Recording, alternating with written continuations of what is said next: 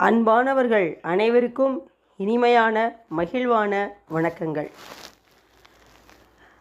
அதாவது மௌனம் என்பது மிகப்பெரிய கலை. அந்த மௌனமாக இருக்கும்போது நமக்கு கிடைக்கக்கூடிய விலை மதிப்பில்லாத பரிசுகள் நிறைய இருக்குது.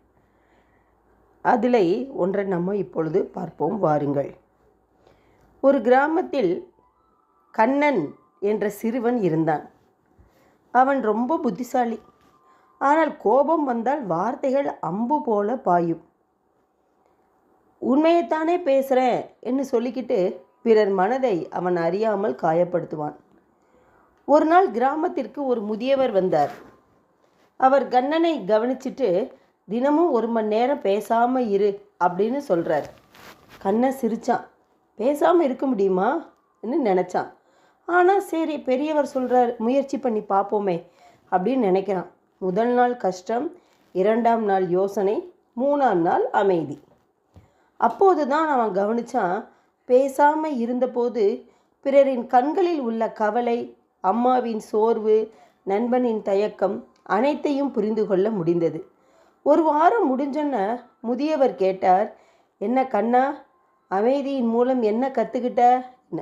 கண்ணன் சிரித்து சொன்னால், வார்த்தைகளுக்கு முன் கவனமும் மௌனமும் தேவை என்பதை கற்றுக்கொண்டேன்.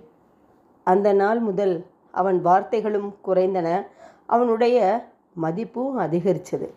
ஆமாங்க, வார்த்தைகளை விட என்னாகும் அப்படின்னா நிம்மதி குலைஞ்சு போயிடும். அதாவதுங்க, நாம் விடக்கூடிய ஒவ்வொரு வார்த்தைகளுக்கும் நாம் அடிமை. விடாத வார்த்தைகளுக்கு வார்த்தைகள் நமக்கு அடிமை. அதனால் முதல்ல சொல்வதை கவனிக்கணும், அப்புறம் பேசணும். கோபப்பட்டு எதுவுமே ஆக போகிறதில்ல. மௌனம் தலை சிறந்த மருந்து என்று கூறி உங்களிடமிருந்து விடைபெறுகிறேன். நன்றி, வணக்கம். வாழ்க வளமுடன், வாழ்க வையகம். இந்த வீடியோ உங்களுக்கு பிடிக்கும்னு நினைக்கிறேன். லைக் பண்ணுங்கள், ஷேர் பண்ணுங்கள் அண்ட் சப்ஸ்கிரைப் பண்ணுங்கள். Thank you.